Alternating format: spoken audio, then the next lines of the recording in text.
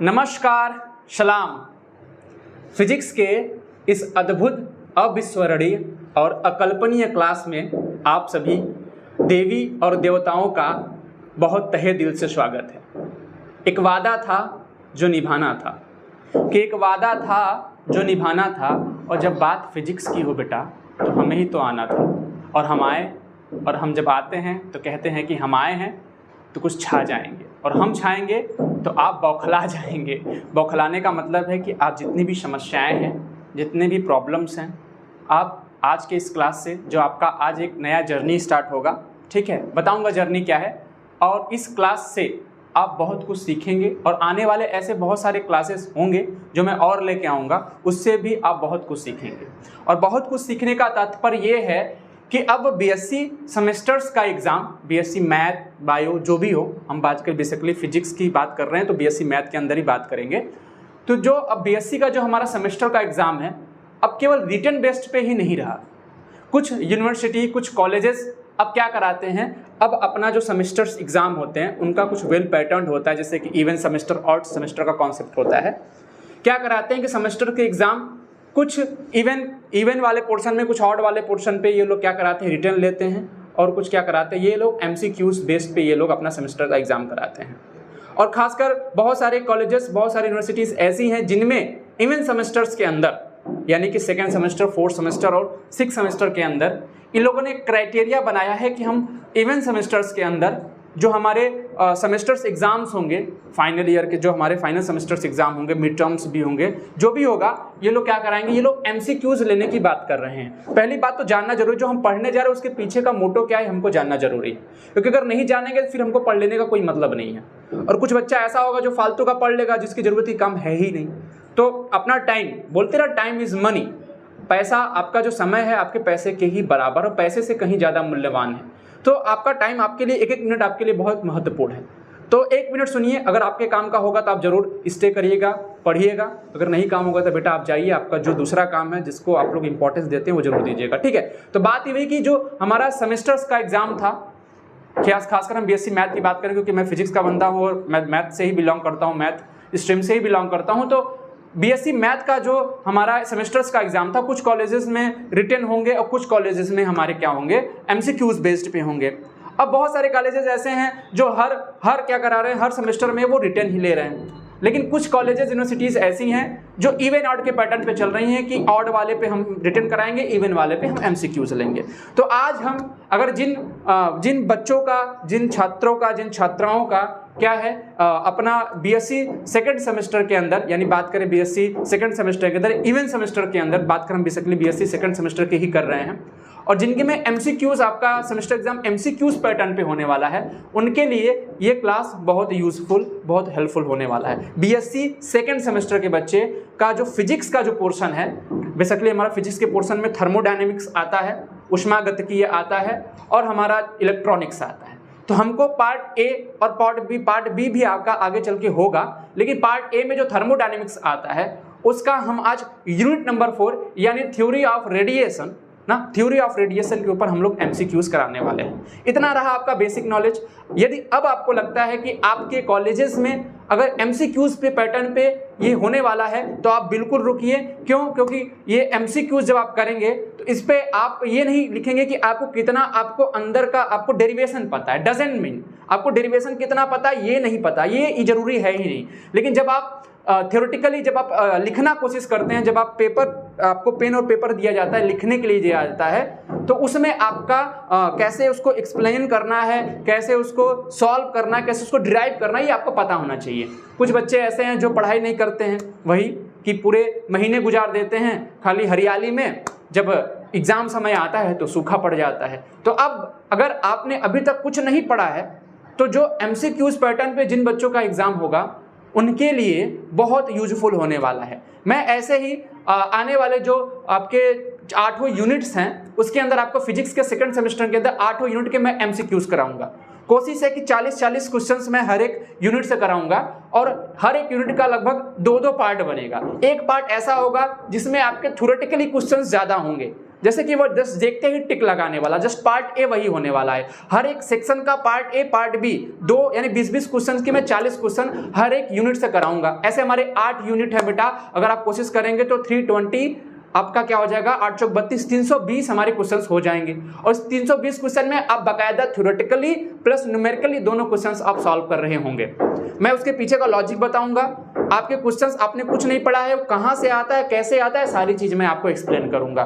तो फिर वही कहूंगा कि जोश हमारी क्लास के अंदर आप लोग का एकदम मेंटेन रहना चाहिए। आप तभी ये लेक्चर सीरीज अटेंड करिएगा जब आपको लगता है कि आपका माइंड 100% कंसंट्रेटेड है, पढ़ने लायक है, तभी मेरी क्लास अटेंड करिएगा। अदरवाइज आप एक दिन आधे घंटे 5 घंटे 10 घंटे बाद डिले करके देख सकते हैं, डजंट मैटर, लेकिन जब भी पढ़िएगा पूरे मन के साथ पढ़िएगा, क्योंकि मन से पढ़ी हुई चीज अगर आप 1 घंटा भी पढ़ते हैं तो आपके वो 10 घंटा दी गई फालतू समय के बराबर होता है। ठीक है, तो आज से आप अपनी हमारी आपकी जर्नी होती है। फिर कहूंगा कि स्वागत है आप सभी का आपके इस प्यारे से चैनल पे, या जिसका नाम है डीएनएस। और डीएनएस चैनल यानी कि डे नाइट स्टडी इसलिए बोलना चाहता हूं कि ये हमारे लिए आपके लिए एक इमोशंस है, क्योंकि वो बच्चों को जानता है कब जरूरत पड़ती है, कब बच्चों के साथ हमको लगना है, कब बच्चों के फ्यूचर में कब उनको दिक्कतें आने वाली हैं। तो हम लोग बस बेसिकली इसी पे काम करते हैं। बहुत सारी परेशानियां आ रही थी, ऑलरेडी मुझे बहुत सारे क्लासेस लेने होते हैं, लेकिन मैंने कोशिश किया कि जो बच्चे अब सेकंड सेमेस्टर का एग्जाम आ रहा है, क्योंकि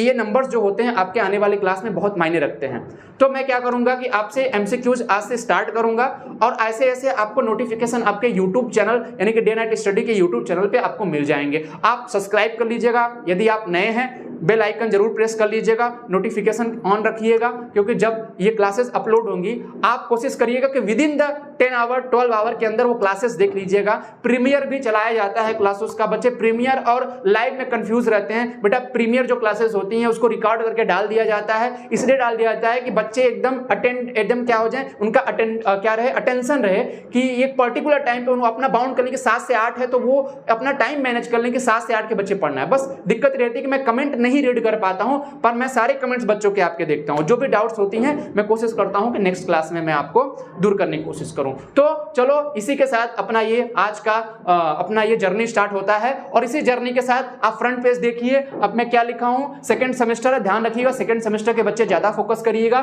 फिजिक्स का है, यूनिट 4 है, थ्योरी ऑफ रेडिएशन है, थर्मोडायनेमिक्स यानी पार्ट ए है आपके सिलेबस के अंदर, और टॉप 20 एमसीक्यू उसका पार्ट ए है। पार्ट बी जस्ट इसके बाद आपको अपलोड होता हुआ नजर आएगा बेटा। तो चलो अब आपके स्क्रीन के ऊपर, और मैंने बताया कि पार्ट ए का जो पोर्शन होगा वो बेसिकली आपका थ्योरेटिकली क्वेश्चन होगा। जब पार्ट बी में आएंगे तो उसमें ज्यादा से ज्यादा एमसीक्यूज कराने पे फोकस करेंगे। एमसीक्यूज का मतलब है न्यूमेरिकली ज्यादा कराने की कोशिश करेंगे जब हम पार्ट बी के अंदर आएंगे ना। ठीक है, तो हर एक यूनिट से 2-2 यानी 20-20 क्वेश्चन के पार्ट ए पार्ट बी करके बनेंगे। दैट्स इनफ, इतना आपके लिए नॉलेज रखना जरूरी था, क्योंकि जिस क्षेत्र में आप जा रहे हैं, जहां चीजें पढ़ने जा रहे हैं, जहां घुस रहे हैं, उसके बारे में आपको क्या हो नॉलेज होना बहुत जरूरी है। बोलते हैं ना आधा अधूरा ज्ञान अपना ही नाश कराता है। ठीक है, अब आगे आते हैं। अब आपके स्क्रीन के ऊपर बेटा ये रहा पहला क्वेश्चन। ठीक है, आप जरूर इसको टाइम लीजिएगा, मन करेगा वीडियो पॉज करिएगा, क्वेश्चन सॉल्व करने की खुद कोशिश करिएगा। मेरे बताने से पहले अगर आप क्वेश्चन सॉल्व कर रहे हैं इसका मतलब है कि you are going on right वे।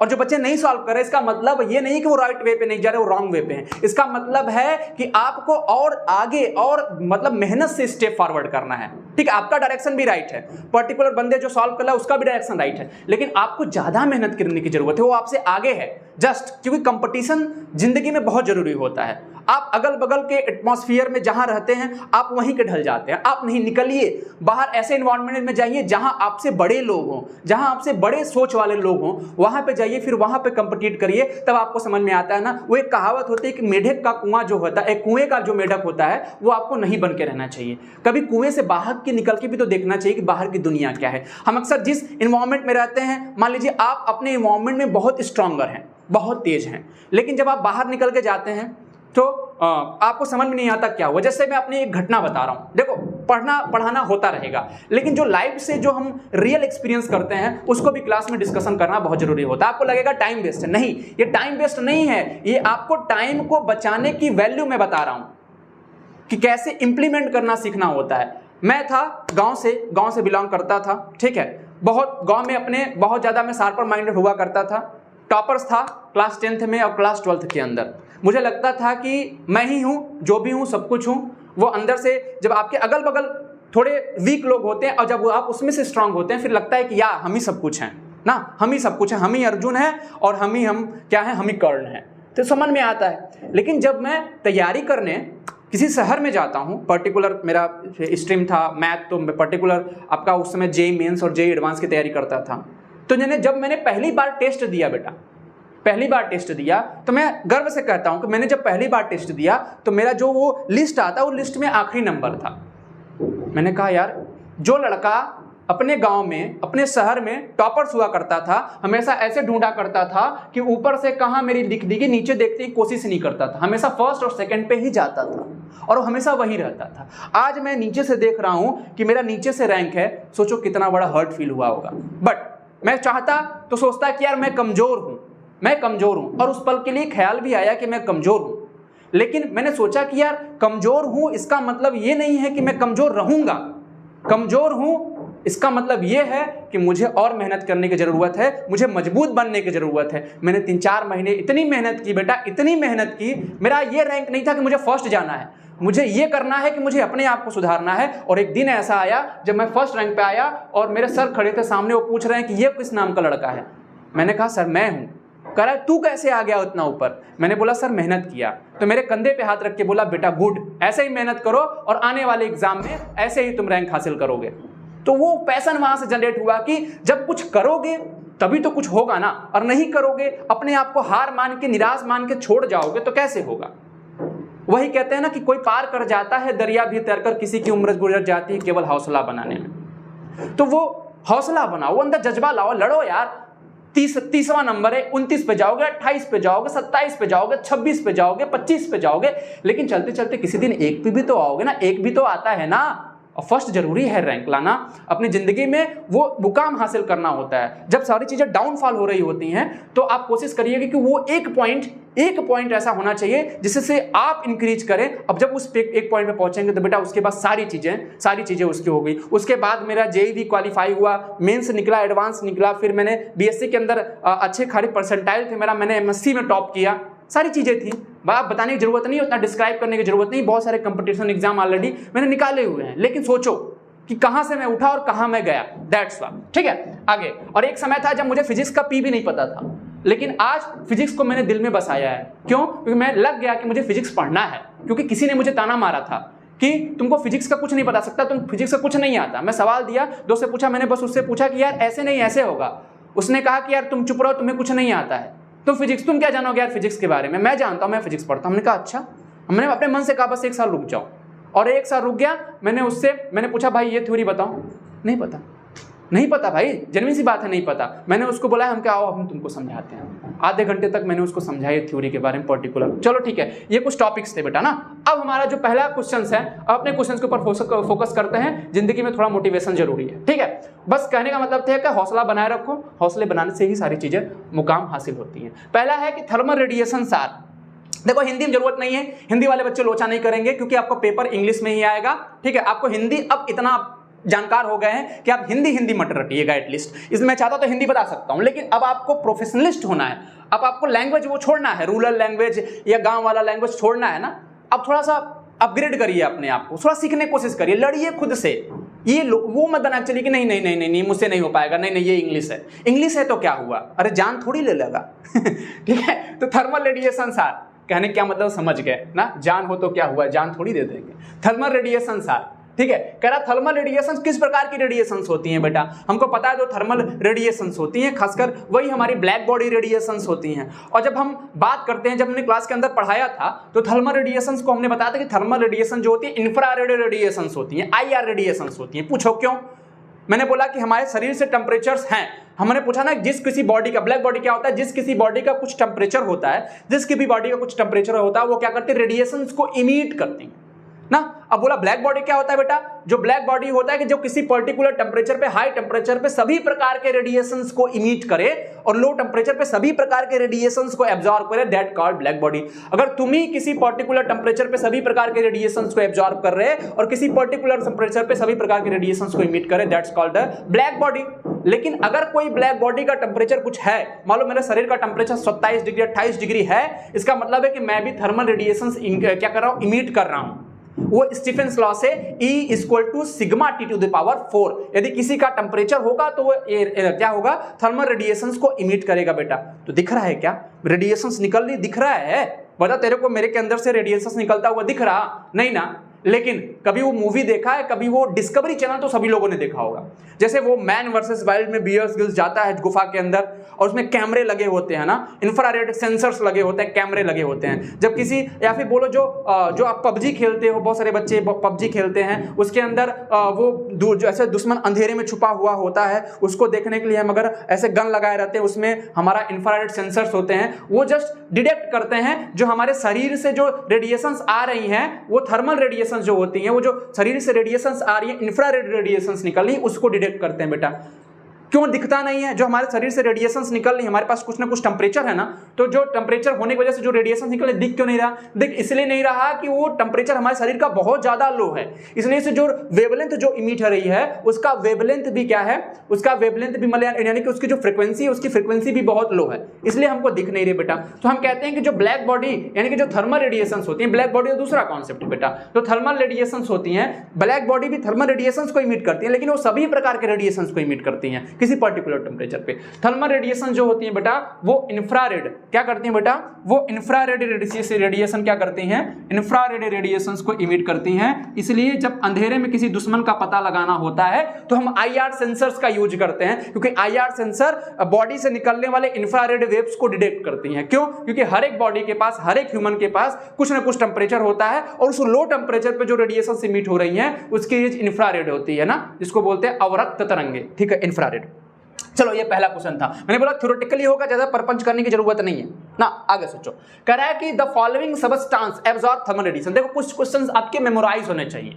अब आप ऐसे निकालने का कोई मतलब नहीं है कि NaCl ज्यादा एब्जॉर्ब करता है थर्मल रेडिएशंस को, कि KCl एब्जॉर्ब करता है, कि ग्लास एब्जॉर्ब करता है, कि सोडियम ब्रोमाइड एब्जॉर्ब करता है ना, लेकिन हमको पता होना चाहिए। ठीक है, तो हमको पता है, जहां तक स्टडी है मुझे पता है कि जो ग्लास होती है लगभग बेटा 80% जो उस पर थर्मल रेडिएशन इंसिडेंट होती हैं, 80% रेडिएशन जो उस पर गिर रही है बेटा, वो 80% रेडिएशन को क्या कर जाता है, 80% रेडिएशन को क्या कर जाता है, वो एब्जॉर्ब कर जाता है। तो कह रहा है कौन सा है जो थर्मल रेडिएशन को एब्जॉर्ब करता है, तो ग्लास जो है बेटा वो लगभग 80% थर्मल रेडिएशन को एब्जॉर्ब कर जा रहा है। तो इसमें जो है आपका बी ऑप्शन जो है, आपका सी ऑप्शन जो है बेटा वो सही है। मैं कलर चेंज कर लेता हूं। ठीक है, आए हैं नेक्स्ट क्वेश्चन पे। ठीक है, जो समझाने लायक क्वेश्चन होगा मैं समझाऊंगा, डजंट वेरी। ठीक है, अब आता है good absorber if radiation is.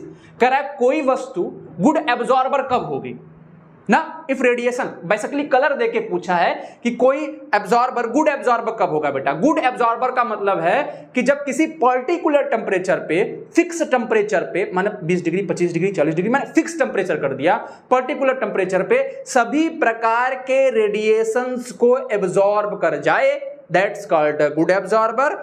और किसी हाई टेम्परेचर पे सभी प्रकार के रेडिएशंस को इमिट कर जाए, कॉल्ड गुड क्या है, इमिटर। और हमको पता है कि good emitters are also good absorber, या good absorber are also good emitter. ठीक है, तो कह रहे हैं कि कौन सा इसमें से कौन सा कलर बेटा, कौन सा गुड एब्जॉर्बर होगा। हमको पता व्हाइट कैसे दिखता है, कोई कलर हमको व्हाइट कब दिखेगा बेटा, दुनिया भर का पेंट लाओ, सारे कलर का पेंट लाओ, मिला दो, देखो सफेद हो जाएगा ना। वो 7 कलर वाला तुमको आता है ना, जो तुम देखते हो आता है पेंट करने वाला, उस 7 कलर को ढार दो बेटा, गिरा दो, गिरा के पाउडर करके उसको मिला दो, देखो सफेद हो जाएगा ना। उतना सफेद नहीं होगा, लेकिन क्योंकि कलर भी तो वो ओरिजिनल कलर नहीं है ना, वो भी क्या हो जाएगा, सबका सफेद कलर हो जाएगा। सन से जो रोशनी आती है, सारी की सारी रोशनी हमारे कहाँ पड़ती है बेटा, आंखों में पड़ती है। सारे का सारा रेडिएशन, दुनिया भर के सभी प्रकार के लाइट, पीला, नीला, आसमानी, हरा, बैगनी, आसमानी, जितने भी कलर्स होते हैं जिसको हम वेबज्योर बोलते हैं, उसके बाद infrared, microwave, radio wave, cosmic wave ना, कॉस्मिक वेव तो आती नहीं है। ठीक है, जितनी भी वेव्स होती हैं सारे हमारे आंखों में पड़ती हैं, इसलिए हमको सूरज जो है सफेद दिखता है।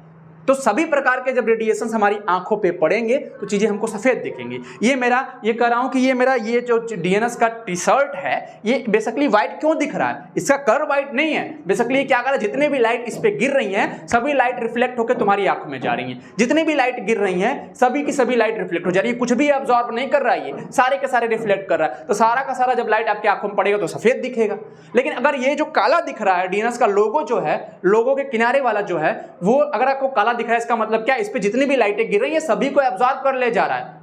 आपको कुछ, आपके आंखों तक कुछ पड़ ही नहीं रहा। जब आपके आंखों पे कुछ पड़ेगा नहीं तो वो चीज आपको काला ही दिखाई देगा, इसलिए रात जो होती है काली दिखाई देती है। ठीक है, तो ये क्या होता है बेटा, ब्लैक क्लॉथ जो होती हैं, ब्लैक क्लॉथ जो होती हैं वो क्या करती हैं, वो गुड एब्जॉर्बर्स होती हैं, क्योंकि वो सारे के सारे रेडिएशंस को एब्जॉर्ब कर जाती हैं। ठीक है, आगे नेक्स्ट क्वेश्चन पे आते हैं, आपके क्वेश्चन नंबर आपके चौथे पे। The emissive power of the surface of the body does not depend upon, कह रहा है जो इमिसिव पावर है ना, इमिसिव पावर मतलब है कि एनर्जी कमिंग पर यूनिट एरिया पर यूनिट टाइम, एनर्जी कमिंग पर यूनिट एरिया पर यूनिट टाइम। ठीक है, एमिसिव पावर जो है बेटा कह रहा है कि बॉडी किस पे डिपेंड नहीं करती है, डज नॉट डिपेंड। बेटा किस पे डिपेंड नहीं करती, ध्यान से क्वेश्चन पढ़ा करो, डिपेंड नॉट की डिपेंड, तो बेटा पूछ रहा है नॉट डिपेंडेंट, किस पे डिपेंड नहीं करती बेटा, इस पे डिपेंड करती है कि उस बॉडी का टेम्परेचर क्या है बेटा, ज्यादा टेम्परेचर होगा ज्यादा इमिट करेगी, लो टेम्परेचर होगा कम रेडिएशंस इमिट करेगी, ज्यादा टेम्परेचर होगा ज्यादा अमाउंट ऑफ रेडिएशंस को इमिट करेगी। क्यों? क्योंकि यह पता है स्टीफेंस लॉ से कि एनर्जी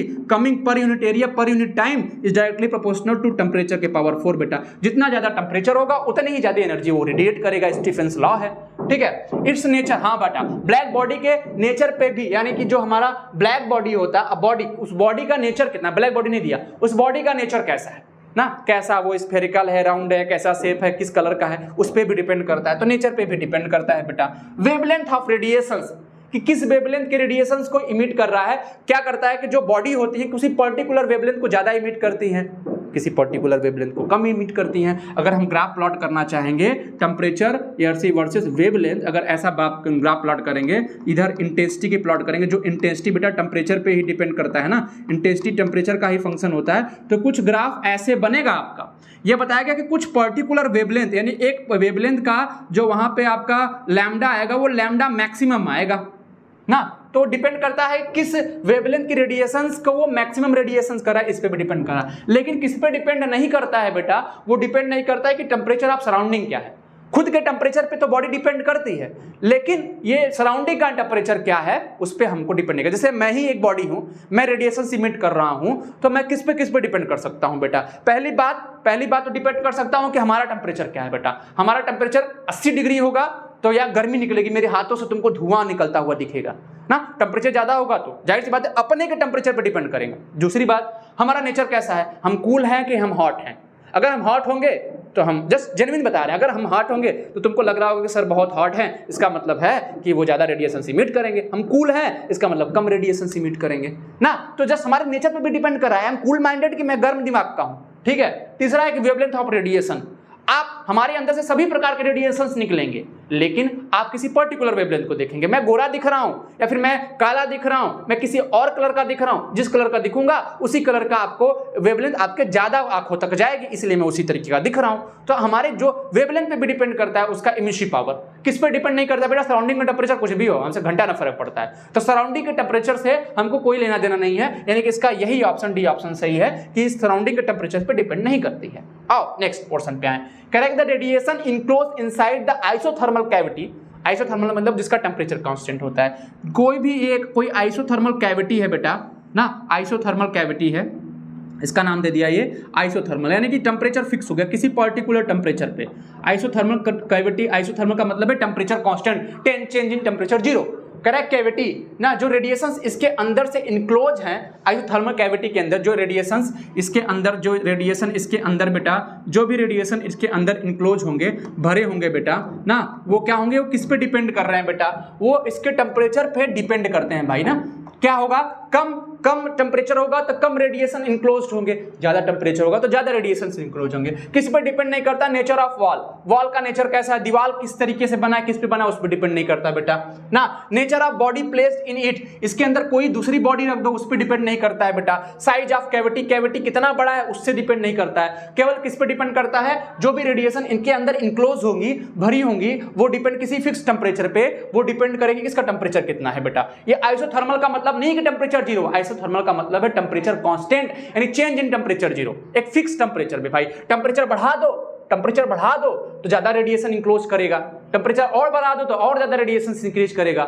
लेकिन बॉडी के साइज पे या इसके अंदर कोई चीज डाल दो उस पर फर्क नहीं पड़ता, ये दीवार का नेचर कैसा है उस पर भी डिपेंड नहीं करता है। ठीक है, आओ तो ये आपका जो पहला ऑप्शन है इसका टेम्परेचर के, तो उस पर डिपेंड करता है। और ध्यान से देखना, आपका आया क्वेश्चन नंबर 6, ना, the characteristics of black body radiations depends upon the following quantity related to the emitter.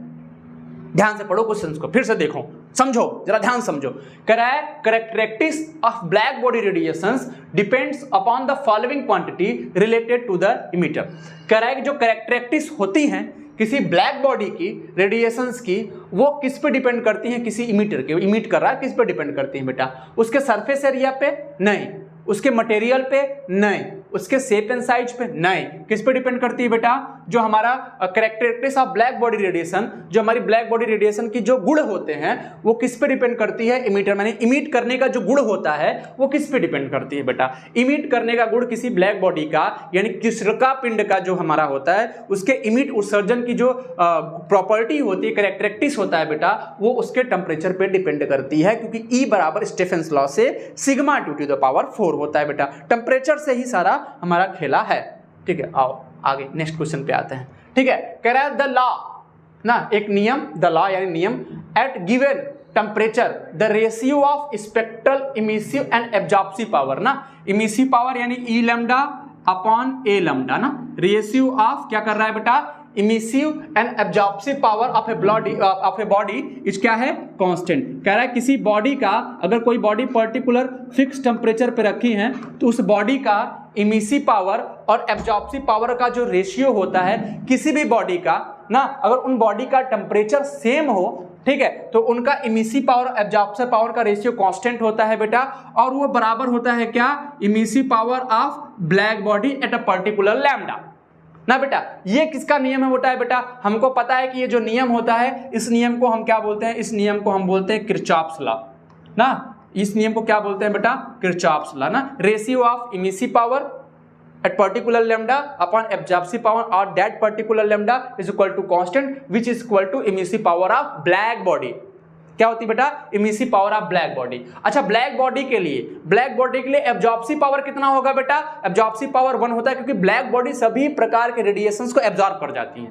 उसके लिए क्या होता है बेटा? उसके लिए एब्जॉर्प्सिव पावर क्या होता है? 1 होता है ना। ठीक है, ये होता है, ये हमारा किरचॉफ्स लॉ होता है। ठीक है, आगे आते हैं क्वेश्चन नंबर 8वां है, the emissive power of black body is related with the energy density is. देखो ये तुमको पता होना चाहिए, इसका डेरिवेशन होता है, आपको डेरिवेशन करना नहीं है ना। इसका डेरिवेशन आपको पता होता है कि जो एनर्जी होती है किसी ब्लैक बॉडी की, वो उसके एनर्जी डेंसिटी यानी एनर्जी पर यूनिट एरिया, ना energy per unit volume, energy density का मतलब होता है एनर्जी पर यूनिट वॉल्यूम, ना। और क्या कर रहा है कि उसकी एनर्जी और एनर्जी डेंसिटी में क्या रिलेशन होता है बेटा? तो उसके एनर्जी और एनर्जी डेंसिटी में जो एनर्जी होती है वो 1/4 टाइम्स ऑफ c, यानी कि जो हमारी स्पीड ऑफ लाइट होती है बेटा, और u जो होती है हमारी क्या हो? एनर्जी डेंसिटी, यानी कि एनर्जी कमिंग पर यूनिट वॉल्यूम, ना एकांक आयतन से आने वाली ऊर्जा, जिसको ऊर्जा घनत्व भी कहते हैं। आगे आते हैं क्वेश्चन नंबर 9 पे। At temperature T kelvin the emissive power of black body is. कर जब कोई ब्लैक बॉडी, ना कोई भी ब्लैक बॉडी अगर किसी पर्टिकुलर T टेम्परेचर पे है, ना फिक्स, ना एक आइसोथर्मल टेम्परेचर T है बेटा, T टेम्परेचर पे इसकी कह रही है कि जो इसकी इमिसिव पावर होती है बेटा, वो किस पे डिपेंड करती है बेटा? तो इमिसिव पावर यानी कि एनर्जी कर्मिंग पर यूनिट एरिया बेटा स्टीफेंस लॉ से डिपेंड करती है टेम्परेचर के पावर 4 के बेटा। तो E directly proportional to temperature के पावर 4 के, यानी ये ऑप्शन होगा स्टीफेंस लॉ से, ये ऑप्शन आपका सही होगा। कोई ब्लैक बॉडी है, ये बीबी है आपकी, ना आपकी ब्लैक बॉडी है, बीबी नहीं, बड़े खुश हो गए होगे बीबी का नाम सुन के, अरे नालायक। आगे आते हैं, ठीक है, क्वेश्चन नंबर देखो, according to Wien's theory radiation behave like an ideal gas owing P to the PV की पावर गामा बराबर कांस्टेंट। बेटा जब वीन्स लॉ हम सॉल्व कर रहे होते हैं तो हम ये सॉल्व करते हैं कि PV के पावर गामा बराबर क्या आता है? जो हमारे वीन्स थ्योरी होती है ना, वो वीन्स थ्योरी ये बताती है कि जो ब्लैक बॉडी होती हैं वो एक गैस की तरह, एक परफेक्ट गैस की तरह बिहेव करती हैं। और जब हम वीन्स लॉ सॉल्व करते हैं तो हमको मिलता है PV के पावर 4/3 इज इक्वल टू क्या मिलता है बेटा? कांस्टेंट मिलता है ना। ये जो गैस होती है हमको पता है जब P to the power PV के पावर गामा बराबर कांस्टेंट, ये क्या है बेटा? ये एडियाबैटिक गैस इक्वेशन है बेटा। ये क्या है बेटा? एडियाबैटिक इक्वेशन ऑफ गैस, ना एडियाबैटिक इक्वेशन ऑफ गैस। ठीक है, तो जब हम Wien's theory of radiation solve करते हैं तो हमको पता चलता है कि जो वीन्स लॉ के अकॉर्डिंग जो हमारी ब्लैक बॉडीज होती हैं वो क्या होती है? परफेक्ट गैस की तरह होती हैं, जिनके लिए गामा की वैल्यू गामा क्या होता है बेटा? गामा होता है CP/CV का रेशियो। Cp अपॉन Cv का रेशियो, या लिख सकते हो 1+2/f, डिग्री ऑफ फ्रीडम के टर्म में लिखना चाहोगे तो Cp अपॉन Cv, जहां f क्या है, डिग्री ऑफ फ्रीडम। ठीक है, मोनोटॉमिक के लिए 1, डायटॉमिक के लिए आप देख लीजिए, ट्रायटॉमिक के लिए आप 3n-5 3n-6 करके फार्मूला बनता है, उससे आप कैलकुलेट कर सकते हैं। n is equal to number of atom है। ठीक है, तो यहां पर चलता है कि अच्छा गामा की जो वैल्यू है Cp अपॉन Ch, अच्छा Cp क्या होता है बेटा, ये होता है गैसेस का स्पेसिफिक हीट होता है बेटा, स्पेसिफिक हीट, विशिष्ट ऊष्मा एट कांस्टेंट प्रेशर, यानी कि कांस्टेंट प्रेशर यानी कि समान दाब पे, अपॉन विशिष्ट ऊष्मा यानी specific heat at constant volume यानी समान आयतन पे। इन दोनों का जो रेशियो होता है वो गामा के बराबर होता है। और विन्स थ्योरी में जो गामा की वैल्यू होती है, ये इक्वेशन आती है, अगर कंपेयर करो तो गामा की वैल्यू 4/3 आती है, यानी कि जो विन्स थ्योरी के अकॉर्डिंग जो ब्लैक बॉडी रेडिएशंस होती है वो परफेक्ट गैस की तरह बिहेव करती है, उसके लिए गामा की वैल्यू 4/3 होती है। ठीक है, अब आते हैं the relay-jeans radiations, relay-jeans radiation formula expressed है बेटा, रिले-जीन्स रेडिएशन फार्मूला। रिले-जीन्स का रेडिएशन फार्मूला क्या होता है बेटा, रिले-जीन्स ये कहते हैं कि जो हमारी एनर्जी डेंसिटी होती है बेटा, क्या कहते हैं जो हमारी एनर्जी डेंसिटी होती है किसी पर्टिकुलर, क्या कहते हैं बेटा, किसी पर्टिकुलर फ्रीक्वेंसी पे u न्यू डी न्यू, वो कैसे निकालते हैं बेटा, यानी कि जो किसी ब्लैक बॉडी के अंदर से जो रेडिएशंस इमिट हो रहे हैं ना, एनर्जी डेंसिटी की बात कर रहे हैं, जो एनर्जी डेंसिटी जिसको यू लैम्डा से यू न्यू से प्रदर्शित कर रहे हैं, यानी किसी पर्टिकुलर फ्रीक्वेंसी पे, एक फिक्स्ड फ्रीक्वेंसी पे u nu d nu equal to क्या होता है बेटा, ये हमारा क्या होता है 8π न्यू स्क्वायर अपॉन सी क्यूब इंटू उसकी एनर्जी ना, इंटू क्या होता है KT, और इधर होता है डी न्यू ना बेटा, ये होता है। एक्चुअली कैसे निकालते हैं एनर्जी, कैसे निकालते हैं ये एवरेज, ये आप ही बोलते हैं कि ये स्पेक्ट्रल एनर्जी डेंसिटी कैसे निकालते हैं बेटा, स्पेक्ट्रल एनर्जी डेंसिटी निकालने के लिए नंबर ऑफ मोड में क्या करते हैं बेटा, एवरेज एनर्जी से मल्टीप्लाई कर देते हैं ना, क्या करते हैं बेटा, एवरेज एनर्जी से मल्टीप्लाई कर देते हैं बेटा।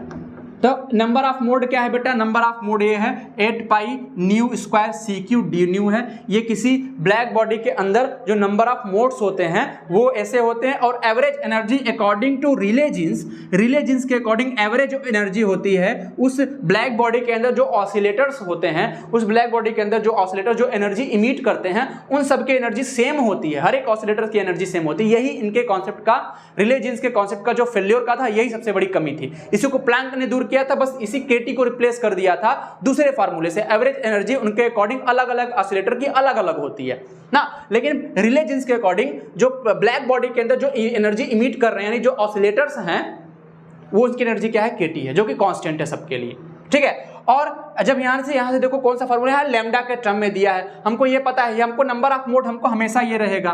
ठीक है, D new number of mode है और KT एवरेज एनर्जी है। हमको पता है कि हमको इसको लैम्डा के टर्म में लिखना है, और हमको पता है अगर लैम्डा के टर्म में पता है तो न्यू इक्वल टू क्या होता है बेटा, C अपॉन लैम्डा ना। अगर हम डी न्यू निकालना चाहेंगे तो क्या आ जाएगा -C/λ²। ठीक है, और इधर क्या बन जाएगा, डी लैम्डा ना, इधर क्या बन जाएगा डी लैम्डा, ये हमको क्या बन जाएगा आपका, ठीक है, आपका ये बन जाएगा d nu equal to -C/λ², d lambda आपका बनता हुआ नजर आ जाएगा। ठीक है, अब आप यहाँ इस वाले फार्मूले में रख दीजिए, तो ये कन्वर्ट हो जाएगा किसमें बेटा, जब आप न्यू को रिप्लेस कर देंगे C/λ और डी को रिप्लेस कर देंगे C/λ², तो ये वाला फार्मूला बन जाएगा क्या, U lambda d lambda equal to क्या बन जाएगा 8π न्यू स्क्वायर की जगह लिख देंगे C² अपॉन λ², क्योंकि न्यू की वैल्यू होती है C/λ, तो न्यू C² अपॉन λ², और नीचे क्या है बेटा, नीचे C³ है इंटू क्या हो जाएगा KT जो उसका एवरेज एनर्जी है, डी न्यू की जगह लिख देंगे माइनस क्या बेटा, -C/λ² और डी लैम्डा। बेटा हमको माइनस से कोई मतलब नहीं है, एनर्जी माइनस से हमको कोई उससे मतलब नहीं, हम मॉड वैल्यू लेंगे हमेशा, तो माइनस हटा सकते हैं। तो हमको बन जाएगा क्या, U lambda d lambda equal to क्या हो जाएगा 8π हो जाएगा बेटा C³ हो जाएगा, और नीचे C³ कैंसिल हो जाएगा बेटा, λ² लैम्डा के पावर 4 हो जाएगा बेटा, और इधर बन जाएगा 8π लैम्डा पावर 4। ठीक है, KT और इधर क्या हो जाएगा डी लैम्डा। आप देख लो कौन सा आपका इक्वेशन सही है बेटा। ठीक है, ये 8π KT, ठीक है, K लैम्डा T ये आपका सही नहीं है। ठीक है, ये आपका U lambda 8π KT lambda power 5 d lambda ये भी सही नहीं है। ठीक है, ये है क्या 8π K, ये भी सही नहीं है। ठीक है, ये जो है आपका D option 8π KT lambda power 4 d lambda आपकी स्पेक्ट्रल एनर्जी डेंसिटी है, वो है रिले जीन्स के अकॉर्डिंग ये आती है। बेटा ये फार्मूला हमेशा याद रखो, नंबर ऑफ मोड ना, नंबर ऑफ मोड हमेशा यही होते हैं 8 pi nu square c cube into d nu. अगर हमको एनर्जी निकालनी है बेटा, रेडिएशन एनर्जी निकालनी है, ठीक है, स्पेक्ट्रल एनर्जी डेंसिटी निकालनी है, तो नंबर ऑफ मोड में एवरेज एनर्जी से मल्टीप्लाई कर देंगे। प्लैंक के अकॉर्डिंग एवरेज एनर्जी केटी होती है हर एक ऑसिलेटर के, यहाँ रिले जीन्स के अकॉर्डिंग हर एक ऑसिलेटर की एनर्जी केटी होती है। जब प्लैंक साहब आएंगे तो उनके अकॉर्डिंग हर एक ऑसिलेटर की energy e to the power h nu upon k T minus one, k T plus one इसकी एनर्जी होती है अकॉर्डिंग टू प्लैंक ऑसिलेटर ना। ये हमारी क्या होती है, प्लैंक ऑसिलेटर के हिसाब से ये हमारी एनर्जी होती है। जब हम आएंगे आगे ऐसा क्वेश्चन है बेटा तो हम उस पर बात करेंगे, ठीक है। तो बस यहाँ क्या कर देंगे, यहाँ पे एच न्यू रख देंगे तो हमारा सारी चीज उसमें कन्वर्ट हो जाएगी। तो ये आपका डी ऑप्शन आपका सही था। आगे आते हैं हमारा, देखो ये क्वेश्चन आ गया ना, ये क्वेश्चन आ गया the average energy of Planck oscillator. कह रहा है प्लैंक ऑसिलेटर की एवरेज एनर्जी बताओ ना। इस क्वेश्चन को आप सॉल्व करो, प्लैंक ऑसिलेटर की एवरेज एनर्जी, जरा सोचो कि प्लैंक ऑसिलेटर की एवरेज एनर्जी कितनी होगी। आप लोग इसको सॉल्व करो, मैं पानी पी लेता हूं। तो आया आप लोग का, कोशिश किए नहीं किए होगे ना। अभी जैसे पहले ही तो बताया था ना कि जो हमारी स्पेक्ट्रल एनर्जी डेंसिटी होती है उसको लिखते हो u nu d nu is equal to number of mode, ठीक है। जब भी निकालना होता है number of mode multiplied by average energy, ठीक है। क्या निकालते हैं बेटा, एवरेज एनर्जी। जब हम बात करते हैं रिले जीन्स लॉ के अकॉर्डिंग तो नंबर ऑफ मोड तो हमेशा फिक्स होता है, चाहे प्लैंक की बात करें चाहे वो बात करें रिले जीन्स की, ये हमेशा होता है कितना, ये हमेशा होता है 8 पाई न्यू स्क्वायर अपॉन कितना होता है, upon c cube d nu ना, ये नंबर ऑफ मोड होता है, ठीक है। Into average energy according to Rayleigh Jeans वो केटी होती है बेटा, लेकिन average energy according to Planck वो कितनी होती है, जो एवरेज एनर्जी निकालते हो ऑसिलेटर, जो उसके अंदर ऑसिलेटर्स होते हैं उसकी होती है h nu upon e to the power h nu upon k T minus one. ये मैक्स बोल्ट्जमैन इक्वेशन से उन्होंने उसको डिराइव किया था। तो एवरेज एनर्जी हमारी होती है, बस यहाँ से उठा के रख देंगे। अगर यहाँ पे केटी की जगह आप उठा के क्या रख देंगे, जो आप केटी की जगह उठा के आप रख देंगे तो यहाँ से आपको मिल जाएगा क्या, spectral energy density for Planck constant, यानी फॉर प्लैंक थ्योरी के अकॉर्डिंग स्पेक्ट्रल एनर्जी डेंसिटी आ जाएगी। यहाँ पर रख देंगे तो एच न्यू अपॉन क्या हो जाएगा बेटा, e to the power h nu upon क्या हो जाएगा, के टी, और ये माइनस वन और यह डी न्यू है, ठीक है। ये के टी माइनस वन हो जाएगा बेटा।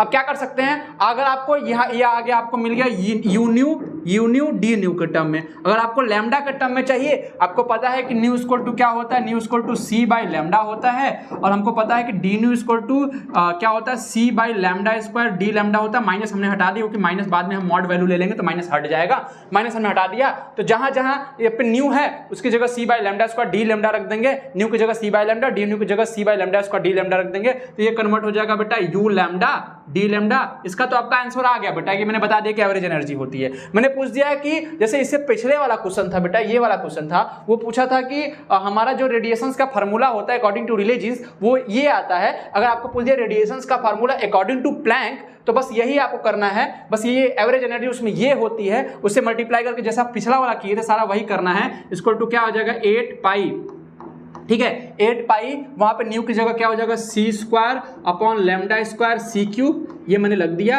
लैम्डा स्क्वायर सी क्यूब, ठीक है। उसके डी न्यू की जगह क्या हो जाएगा बेटा, डी न्यू की जगह सी बाई लैम्डा स्क्वायर, ठीक है, सी बाई लैम्डा स्क्वायर, और मैंने रख दिया क्या डी लैम्डा, ठीक है, इंटू ई टू दी क्या है h nu, h into c by lambda, h c upon lambda मैंने यहाँ नीचे लिख दिया क्योंकि न्यू की जगह क्या रख दिया सी बाई लैम्डा, और ई टू दी पावर क्या बन गया बेटा ब्रैकेट के अंदर e to the power h c upon lambda k T minus one, ठीक, ये बन गया, ठीक है, क्योंकि हमको जहां जहां न्यू दिखा वहां पे हमने सी बाई लैम्डा रख दिया। तो क्या हो जाएगा लैम्डा स्क्वायर लैम्डा के पावर 5 हो जाएगा, सी स्क्वायर और सी, यानी C square C to the power 4, एक सी ऊपर बच जाएगा, यानी आपका क्या आया, आपका आया 8 पाई ना, ऊपर 8 पाई आया बेटा, ऊपर एक सी क्यूब था, ध्यान से दीजिएगा, एक सी क्यूब था, ऊपर सी स्क्वायर सी और सी क्या हो जाएगा सी, यानी कि सी क्यूब से सी क्यूब आप काट भी सकते हैं, तो बच गया क्या 8 पाई एच सी, ये बना 8 पाई H C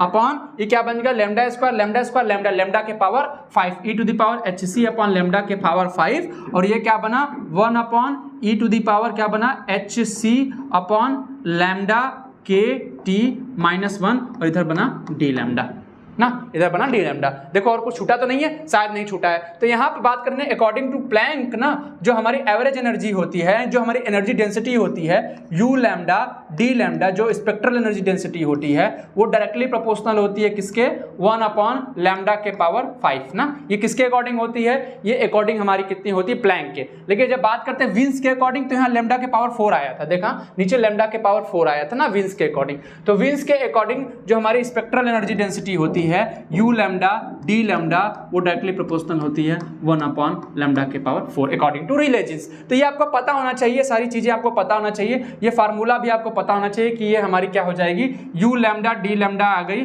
u lambda d lambda आ गई, हमारी स्पेक्ट्रल एनर्जी डेंसिटी आ गई इन टर्म ऑफ प्लैंक, यानी कि प्लैंक का फार्मूला जो था स्पेक्ट्रल एनर्जी डेंसिटी का लिए वो हमारी आ गई। चलो नेक्स्ट क्वेश्चन की तरफ आते हैं। कह रहा है कि in term of universal constant the value of wins constant.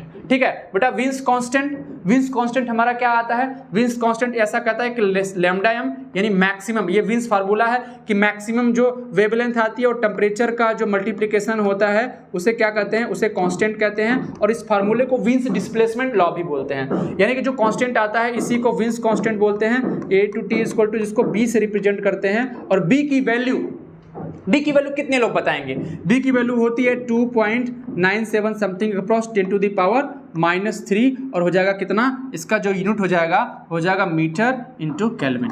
ठीक है, ये हमारी किसकी हो गई बेटा, ये हमारी b की वैल्यू हो गई 2.97 इंटू 10 टू द पावर -3, आप इसको 87 कर लीजिए, 2.87 है into 10 to the power -3 metre into kelvin. ये हमारी b की, कभी कभी आपको डायरेक्ट कांस्टेंट की वैल्यू ही पूछ देता है ना। ठीक है, तो ये हमको समझ में आएगा। इसका यूनिट कैसे देखा बेटा, b बराबर क्या है, लैम्डा m वेवलेंथ है जिसका मीटर, और t फॉर टेम्परेचर है, ये फिर t फॉर टेम्परेचर इसकी वैल्यू निकल के आएगी। कभी कभी यहाँ सेंटीमीटर और केल्विन में पूछ देता है, जब सेंटीमीटर केल्विन में पूछ देगा बेटा तो सेंटीमीटर बनाने के लिए इसको आप इधर ले जाएंगे तो ये बन जाएगा क्या, सेंटीमीटर बनाने के लिए। अब आपको मीटर में सेंटीमीटर, मीटर को सेंटीमीटर बनाने आना चाहिए। ठीक है, आप इसको सेंटीमीटर में भी लिख सकते हैं आप, ये आपका अभी इससे क्वेश्चन आएगा इसके आगे, मैं इसको कराऊंगा ना कि विन्स, डायरेक्ट ये पूछा है कि विन्स कांस्टेंट बताओ, उसमें सेंटीमीटर केल्विन भी दिया था, उसमें मीटर केल्विन यूनिट दिया था, तो को पता होना चाहिए कि 1 मीटर में कितने सेंटीमीटर होते हैं। मैं आगे अभी आपसे पूछूंगा। बेसिकली ये कह रहा है कि यूनिवर्सल कांस्टेंट जो होता है ना, यूनिवर्सल कांस्टेंट के टर्म में विन्स कांस्टेंट b को कैसे एक्सप्रेस कर सकते हैं। एक तो तरीका ये है कि सबका डायमेंशन चेक कर लो, क्या डायमेंशन जो जिसका आएगा, क्या मीटर केल्विन आ रहा है, यहां से इसका डायमेंशन चेक करोगे तो hc/r, r का डायमेंशन फार्मूला r बराबर pv/t रखोगे, यहां से चेक करोगे तो नहीं आएगा ना। ठीक है, हमेशा कुछ वैल्यू आनी चाहिए, तो ऐसे तो वैल्यू तो आएगी नहीं बेटा, यहां से ये वाली न्यूमेरिकल वैल्यू तो आने से नहीं रही, तो ये तो हुआ नहीं, क्योंकि इतना न्यूमेरिकल वैल्यू मानते हैं ये मिल जाएगा। मीटर केल्विन निकालोगे, इसकी यूनिट समझ में आएगा मीटर केल्विन ना, क्योंकि ये सब चीजें याद करनी पड़ती है। अगर मान लो एग्जाम में भूल गए तो डायमेंशन आप चेक करो, यानी कि आपका यूनिट चेक करो बेटा ना। इस वाले का जब यूनिट चेक करेंगे hc/k, क्योंकि 4 तो कांस्टेंट है, जब इसको डिवाइड करेंगे 1 जरा निकालिएगा 1/4.965 जब आप निकालिएगा तो ये समथिंग यही आएगा 2.87 into 10 to the power minus क्या आ जाएगा, माइनस आपका 3 आ जाएगा। और hc/k की जब यूनिट निकालेंगे, यानी कि hc/k की जब यूनिट निकालेंगे, जरा आप निकालिए hc/k की यूनिट। k बराबर क्या होता है बेटा, हमने अभी पढ़ा था ना कि according to Planck oscillator energy जो होती है रिले जीन्स, वो क्या होती है, k इंटू टी ना। इक्वी क्या होता है बेटा, जो हमारा उसको बोलते हैं इक्वी पार्टीशन ऑफ एनर्जी ना, उससे करते हैं बेटा।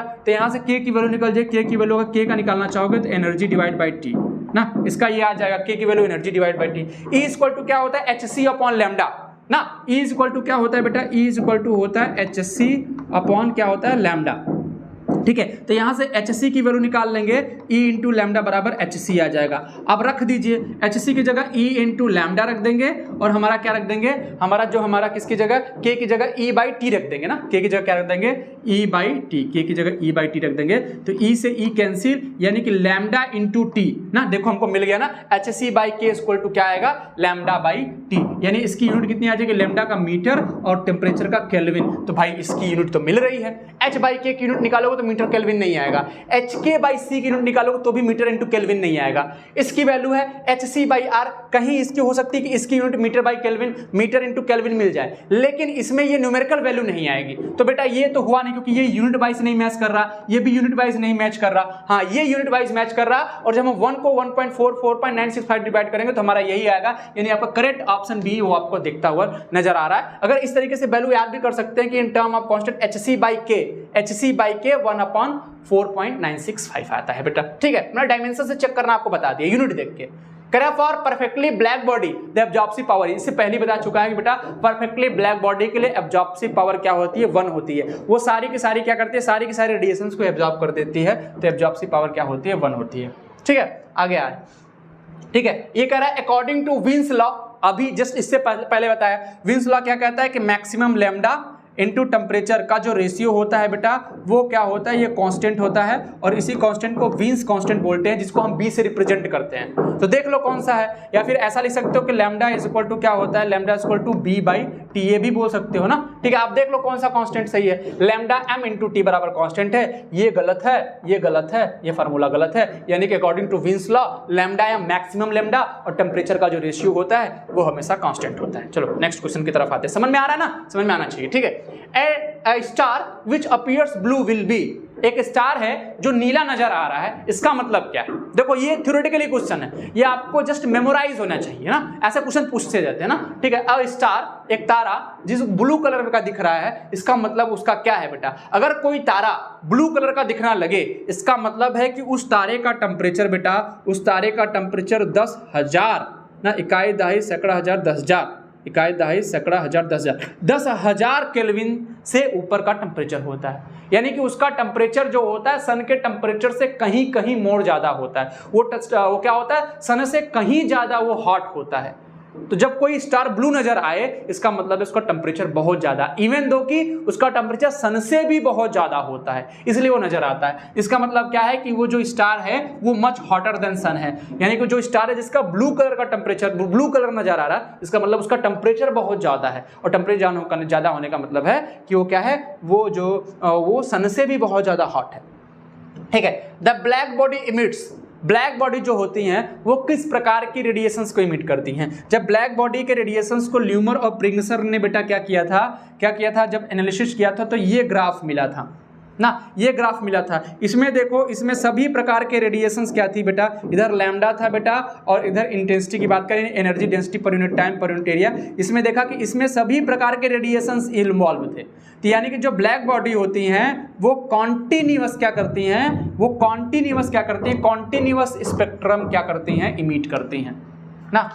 ठीक है, लाइन स्पेक्ट्रम इमिट नहीं करती, यानी कि कुछ एक पर्टिकुलर, यानी कि मान लो ब्लू मिला, येलो मिला, ग्रीन नहीं मिला ना, तो ये पर्टिकुलर क्या लाइन स्पेक्ट्रम हो गई बेटा। बैंड स्पेक्ट्रम, बैंड फॉर्म करती हैं बेटा, कुछ मिक्सअप आती है, ब्लू ग्रीन येलो एक मिलके आती है, व्हाइट रेड येलो मिलके आती है, बैंड स्पेक्ट्रम भी फॉर्म नहीं करती हैं ना, मिक्स्ड स्पेक्ट्रम फॉर्म नहीं करती हैं। ठीक है, तो ये जो हमारी क्या होती है बेटा, जो हमारी ब्लैक बॉडी होती हैं वो सभी प्रकार के रेडिएशंस को इमिट करती हैं, लेकिन किसी एक पर्टिकुलर का रेडिएशंस आपको ज्यादा दिखता है, जिसको हम लैम्डा मैक्स बोलते हैं, वो पर्टिकुलर रेडिएशन ज्यादा होगा, उसको लैम्डा मैक्स बोलते हैं। तो ये ठीक है, लेकिन जो रेडिएशंस इमिट कर रही है वो सभी प्रकार के रेडिएशंस को इमिट कर रही हैं, इसलिए उसको बोल रहा है कॉन्टिन्यूअस इमिशन होता है। ठीक है, आगे आते हैं।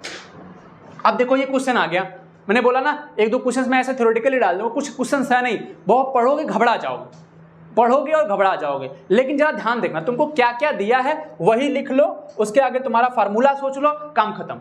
देखो बहुत बड़ा क्वेश्चन है, मैं आराम से पढ़ा एक एक चीज। Correct the intensity of radiations emitted by sun has its maximum value wavelength 510 nanometre.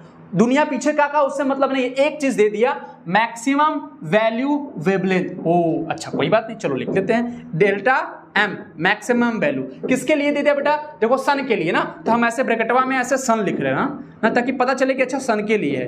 कितना आ गया बेटा, वो 510 नैनोमीटर आ गया, कोई दिक्कत नहीं, नैनोमीटर यूनिट है, एंगस्ट्रॉन ये सब वेवलेंथ की यूनिट होती है बेटा ना। And that emitted by North Star has the maximum value 350 nanometre, यानी कोई एक और स्टार है सन के अलावा, एक और कोई स्टार है नॉर्थ स्टार, यानी वो जो मैक्सिमम वेवलेंथ इमिट कर रहा है, लैम्डा एम जो इमिट कर रहा है ना, वो नॉर्थ स्टार एनएस लिख दे रहे हैं, नॉर्थ स्टार उसकी वैल्यू कितनी है बेटा, वो 350 नैनोमीटर है ना, 350 नैनोमीटर है। कह रहा है if these star behave like a black bodies, ये दोनों स्टार ब्लैक बॉडीज हैं बेटा, तो कह रही है then the ratio of surface temperature of the sun and the north Star, कह रहा है कि टेम्परेचर ऑफ क्या कर रहा है द सरफेस टेम्परेचर ऑफ सन, यानी कि सन का टेम्परेचर, यानी कि हमको बात करें टेम्परेचर ऑफ सन, ठीक है, upon temperature of north star की वैल्यू का रेशियो कितना होगा बेटा, ये हमको बताना है। और हमको पता है कि जब हमने विंस डिस्प्लेसमेंट लॉ पढ़ा था तो उन्होंने बताया था कि ब्लैक किसी भी ब्लैक बॉडी के लिए उसके मैक्सिमम लैम्डा और टेम्परेचर का जो मल्टीप्लिकेशन होता है बेटा वो क्या होता है, ये कांस्टेंट होता है, यानी कि लैम्डा एम बराबर क्या होता है, कुछ b बाई टी, जिसको स्टीफन कांस्टेंट बोलते हैं, b बाई टी होता है ना। अगर हम बात करें लैम्डा एम फॉर सन लिखें, मैक्सिमम लैम्डा फॉर सन के लिए लिखें तो क्या आ जाएगा बेटा b अपॉन टेम्परेचर ऑफ सन, क्योंकि b तो कांस्टेंट है बेटा, वो तो चेंज होने वाला नहीं। अगर lambda m for North Star के लिए लिखें जो एक ब्लैक बॉडी है उसके लिए भी b upon temperature of north star. अगर दोनों का रेशियो चाहिए तो बेटा दोनों को डिवाइड करना पड़ेगा, यानी कि इसका मतलब आ गया कि लैम्डा ऑफ सन, ठीक है, lambda m of sun upon lambda m of north star is equal to कितना आ जाएगा बेटा, यह आ जाएगा temperature of north star upon temperature of sun ना, ये हमको चाहिए। लेकिन हमको क्या चाहिए बेटा, ये उल्टा आ रहा ना, temperature of north star upon temperature of sun. हमको चाहिए क्या, हमको पूछ रहा टेम्परेचर ऑफ, ये पूछ रहा ना, अभी मैंने लिखा था, ठीक है, ये पूछा temperature of sun upon temperature, देखो surface temperature of sun and the north star, यानी कि ये ऊपर रहेगा नीचे, जब हम इसको ऊपर नीचे कर देंगे यानी temperature of sun upon temperature of north Star ऐसे कर देंगे तो ये चीजें पलट जाएंगी बेटा, ये चीजें पलट जाएंगी, ये lambda m of north star आ जाएगा, lambda m of north star आ जाएगा upon lambda m of sun आ जाएगा ना, लैम्डा एम ऑफ सन हो जाएगा बेटा। टेम्परेचर ऑफ नॉर्थ स्टार कितना है बेटा, maximum wavelength of north star कितना है बेटा, 350 नैनोमीटर है ना, ठीक है, अपॉन 510 नैनोमीटर है। इतना समझ में आया, ऊपर वाली क्वांटिटी बड़ी है, नीचे वाली क्वांटिटी बड़ी छोटी है, इतना तो पता है, यानी कि जो चीजें आएंगी वो जीरो से कम आएंगी। तो ये तो ऑप्शन ऐसे भी एलिमिनेट आ गए, जीरो से कम मतलब है कि वो हमेशा क्या आएंगी, पॉइंट में आएंगी।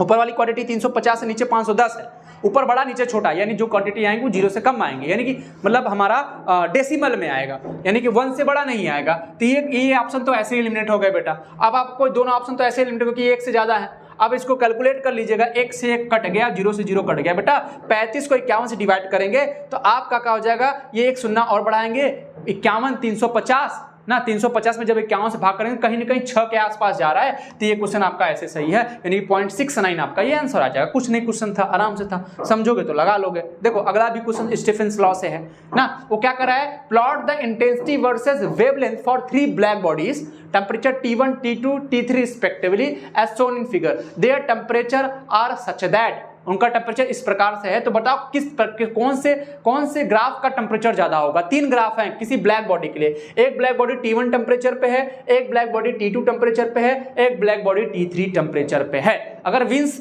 डिस्प्लेसमेंट लॉ के अकॉर्डिंग माने तो लैम्डा एम क्या होता है बेटा, लैम्डा एम इंटू टी का जो मल्टीप्लीकेशन होता है वो एक कांस्टेंट के बराबर होता है, यानी कि लैम्डा एम इनवर्सली प्रोपोर्शनल होता है 1 अपॉन टेम्परेचर के। भाई बी कांस्टेंट है, प्रोपोर्शनलिटी लगा सकते हो, कोई दिक्कत नहीं है। यानी कि किसी भी ब्लैक बॉडी का अगर टेम्परेचर बढ़ाओगे तो जो मैक्सिमम लैम्डा है वो कम होगा, वो शिफ्ट होगा ना। अगर टेम्परेचर बढ़ाओगे, देखो इस तरीके से अगर टेम्परेचर बढ़ाओगे तो मैक्सिमम लैम्डा जो है बेटा वो डिक्रीज करेगा, वो शिफ्ट होगा। मान लो पहले मैक्सिमम लैम्डा 320 एंगस्ट्रॉन पे था, जैसे मैंने टेम्परेचर बढ़ाया तो मैक्सिमम लैम्डा वाला पोर्शन पीछे की तरफ शिफ्ट होगा, वो कुछ हो जाएगा 210 या 215, ऐसे मैं बता रहा हूं।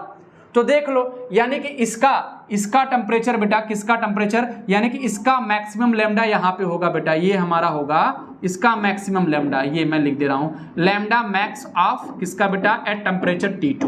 ये टेम्परेचर क्या है, T2 ना। यहाँ पे मैक्सिमम लैम्डा देखो, यहाँ पे मैक्सिमम लैम्डा यहाँ पे आएगा, यानी मैक्सिमम लैम्डा एट टेम्परेचर क्या हो गया बेटा, T3, और इसका मैक्सिमम लैम्डा बेटा यहाँ पे आया, लैम्डा मैक्स एट टेम्परेचर क्या हो जाएगा बेटा, T1।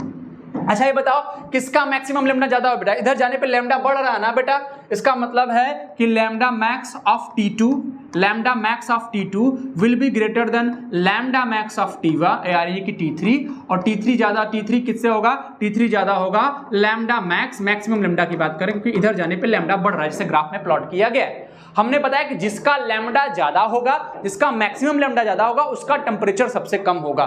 तो लैम्डा मैक्सिमम ज्यादा है T2 का, यानी T2 का टेम्परेचर सबसे कम होगा, यानी T2 सबसे लोवेस्ट टेम्परेचर पे होगा। सबसे कम वेवलेंथ किसका है बेटा? सबसे कम है लैम्डा m T1 टेम्परेचर पे। तो T1 टेम्परेचर जो होगा उसका टेम्परेचर बहुत ज्यादा हाई होगा। में आया? क्योंकि भाई इसका वेवलेंथ कम है बेटा, इसका वेवलेंथ कम होने का मतलब है कि इसका टेम्परेचर बहुत ज्यादा हाई है, यानी T1 सबसे बड़ा होगा ना, T1 सबसे बड़ा होगा। T1 से बड़ा कौन होगा बेटा? सबसे कम कौन होगा बेटा? सबसे कम हमारा देख लो, क्योंकि सबसे कम वो होगा जिसका हमारा मैक्सिमम वेवलेंथ ज्यादा होगा ना भाई। सबसे मैक्सिमम वेवलेंथ T2 का T2 पे ज्यादा है, T2 पे मैक्सिमम वेवलेंथ ज्यादा है। अगर मैक्सिमम वेवलेंथ ज्यादा है तो उसका जो हमारा T2 जो होगा कम होगा, क्योंकि इन्वर्सली प्रोपोर्शनल है। तो भाई ये T2 वाले पे जो मैक्सिमम वेवलेंथ है वो ज्यादा है, इसका मतलब इसका टेम्परेचर सबसे कम होगा, यानी कि जो T2 होगा वो सबसे कम होगा, और इससे बड़ा क्या हो जाएगा? T3 हो जाएगा ना। तो देख लो बेटा, T1 is greater than T3, T3 is greater than T2, यानी कि आपका ऑप्शन नंबर बी जो है। ऐसे ग्राफ देके आप देख लीजिएगा, जिस ग्राफ में जो मैक्सिमम लैम्डा वाला पोर्शन है वो ज्यादा है, उस ग्राफ का टेम्परेचर सबसे कम होगा, क्योंकि lambda m inversely proportional to inversely to temperature. जिसका मैक्सिमम लैम्डा ज्यादा उसका टेम्परेचर कम। इस T2 वाले का मैक्सिमम लैम्डा ज्यादा था, क्योंकि सबसे इधर है, इसका मैक्सिमम लैम्डा ज्यादा था, इसका टेम्परेचर सबसे कम। इस T1 का मैक्सिमम लैम्डा क्या था? इस T1 का मैक्सिमम लैम्डा कम था, इसलिए इसका टेम्परेचर क्या हो जाएगा? इसका टेम्परेचर ज्यादा हो जाएगा ना। तो T1 का ज्यादा, ये आपका ऑप्शन नंबर बी जो है सही है। और हम आए हैं अपने आखिरी पड़ाव के ऊपर, आखिरी क्वेश्चंस के ऊपर, आखिरी आज के इस पार्ट ए के अंदर ये आखिरी क्वेश्चन है, ठीक है। तो ये आया the value of Stefan constant sigma.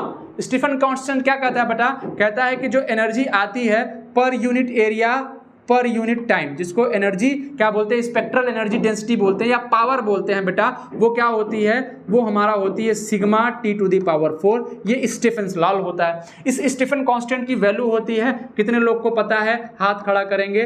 5 point, ठीक है। अब आप बताइए इसकी वैल्यू कितनी होती है? इसकी वैल्यू होती है 5.67 इंटू 10⁻⁸ इसका यूनिट बताइए बेटा। इसका यूनिट हो सकता है, आप लिख सकते हैं जूल पर सेकेंड ना, इसको लिख सकते हैं क्या बेटा? जूल अपॉन, ठीक है, जूल अपॉन क्या लिख सकते हैं बेटा? मीटर स्क्वायर इंटू सेकेंड ना, जूल पर सेकेंड, जिसको हम पावर बोलते हैं बेटा, जूल पर सेकेंड इंटू क्या हो जाएगा बेटा? केल्विन के पावर 4, इसका यूनिट हो जाएगा ना, ठीक है। ये तो हमारा स्टीफन कांस्टेंट की वैल्यू हो गई। लेकिन in term of constants, constant के टर्म में हम कैसे निकालेंगे? आप जब निकालिए कांस्टेंट के टर्म में, आपको मैंने बोला कि अगर आपको नहीं पता है तो ये आपको न्यूमेरिकल वैल्यू तो एटलीस्ट याद होना चाहिए। 5.67 इंटू 10⁻⁸ जूल अपॉन, यानी कि जूल को हम अपन क्या लिख सकते हैं बेटा? इसको हम क्या लिख सकते हैं? आप इसको पावर में, इसको कभी कभी इसकी यूनिट ऐसे भी लिख सकती है ना, वाट अपॉन मीटर स्क्वायर ना इंटू केल्विन के पावर 4, ऐसे भी लिख सकता है, क्योंकि जूल पर सेकेंड को ही वाट बोलते, पावर होता है बेटा, ठीक है। अब मैं पूछा कि बताओ कौन सा सही है बेटा? आप न्यूमेरिकल वैल्यू तो आप कैलकुलेट कर सकते हो बेटा, 2π² अपॉन 15 ना, और देखो इसमें भी 2π² अपॉन 15 है, इसमें क्या है? 8π के पावर 4 अपॉन 15, ठीक है। तो बेटा दोनों में पहले निकाल लो ना, 2π²/15, क्योंकि 2 की वैल्यू होती है 2, पाई की वैल्यू होती है 3.14, ठीक है। 1/4 का स्क्वायर अपॉन 15। आपके पास कैलकुलेटर होगा या फिर आपको दिया जाएगा कैलकुलेटर कैलकुलेट करने का, या फिर आप इतने तो मैथमेटिक्स के बच्चे हैं, आप इन्हें कैलकुलेट कर सकते हैं। आप इसकी वैल्यू निकालिएगा, देखिए किसकी वैल्यू 5.9 से बना रही है, इसकी आएगी कि इसकी आएगी ना, दोनों को कैलकुलेट करिएगा। तो जिसकी आएगी, यानी अगर इसकी वैल्यू आ गई 2π² जो कि आएगी, इसी की वैल्यू आ जाएगी 2π² कैलकुलेट करेंगे तो आ जाएगी 5 कितनी वैल्यू आ जाएगी? 5.67 इंटू 10⁻⁸ इसकी वैल्यू आ जाएगी। लेकिन इन दोनों में इसकी वैल्यू नहीं आएगी, तो ये दोनों ऑप्शन तो पहले एलिमिनेट हो गए। अब बचा कि इनमें दोनों में देखो, दोनों में किसका होगा ना, आप इसको निकालेंगे और इसमें 2⁵ है, जब इसको निकालेंगे तो आपको कोनो में से एक मिल जाएगा, 8 वाले में से तो एकदम नहीं आएगा।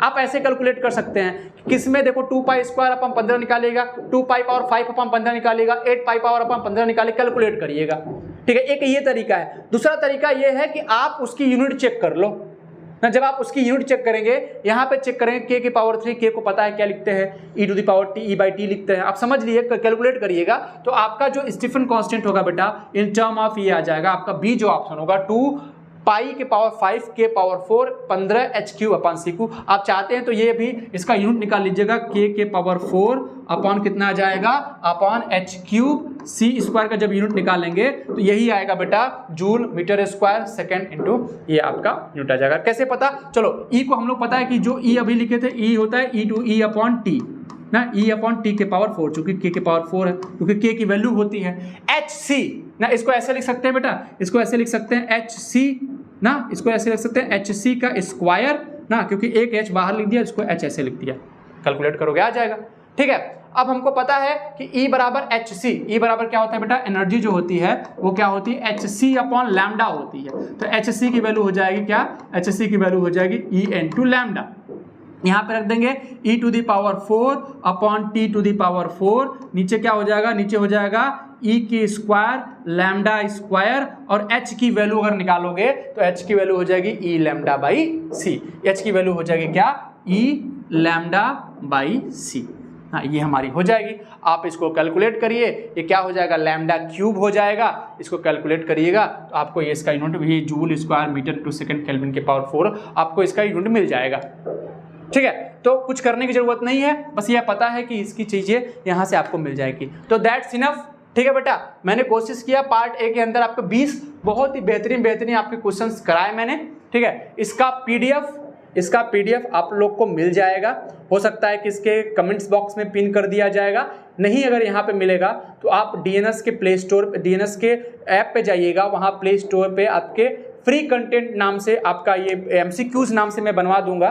ठीक है, वहाँ पे आपको मिलता हुआ नजर आ जाएगा, ये पीडीएफ के सहित आपके हैंड्स आउट आपको मिल जाएंगे बेटा, और इससे प्रैक्टिस करिएगा बहुत अच्छे से। आपने एग्जाम नहीं, अगर तैयारी नहीं की है तो भी करिएगा, और तैयारी किया है तो बहुत अच्छे से करिएगा, आपको पुशअप मिलेगा आगे चल के, बहुत अच्छे आप एग्जाम में करने वाले हो। घबराने की जरूरत नहीं है, हम आ गए हैं, परेशान मत होइए, हम आपकी सारी समस्याओं को दूर करेंगे। हाँ, अगर कोई भी डाउट्स हो तो कमेंट्स बॉक्स बाकायदा खुला हुआ है, चाहे जो कुछ भी समस्या हो, नहीं समझ में आ रहा, छोटी से छोटी पॉइंट नहीं समझ में आ रहा, आप बताइएगा, हम उसको दूर करने की कोशिश करेंगे। लेकिन कोशिश करिएगा कि जब भी आए हमेशा क्या करें, एनर्जी बना के रखें। और हाँ, अगर आपके साथी यार दोस्त, ठीक है, जो भी छूट गए हों, जिनको नहीं पता है कि ऐसा भी कुछ है, क्योंकि ये अभी पहली बार ये होगा ऐसा, यूट्यूब के हिस्ट्री में ही बात करें, जो एमसीक्यूज कराया जा रहा है बीएससी सेकेंड सेमेस्टर यानी बीएससी सेमेस्टर्स के अंदर, जो बच्चों को इस तरीके से इस लेवल की पढ़ाई की जा रही है, ये हम लोग का प्रयास था, और उस प्रयास में हम लोगों ने बहुत ही अच्छे तरीके से प्रोग्रेस किया है। और आप लोग रिजल्ट भी देख सकते हैं, जब हम लोग फर्स्ट सेमेस्टर में पढ़ाया था तो बहुत अच्छे बच्चे, यहाँ तक कि फिजिक्स के थ्योरी पोर्शन में बच्चों ने 100 आउट ऑफ 90 to 93 मार्क्स भी लाए हैं, और इसका वैलिड प्रूफ है, मैं आपको दिखा भी सकता हूँ। ठीक है, तो चलिए बहुत जल्दी मुलाकात होगी इसके पार्ट बी के अंदर, उसके अंदर हम न्यूमेरिकली पोर्शन ज़्यादा करेंगे, ताकि दोनों आपका थ्योरेटिकली प्लस न्यूमेरिकल पोर्शन ज़्यादा कंप्लीट होगा। मिलते हैं ऐसे ही और एक मज़ेदार टॉप 20 एमसीक्यूज़ के अंदर, तब तक के लिए मुस्कुराते रहिए, बाय बाय, टेक केयर।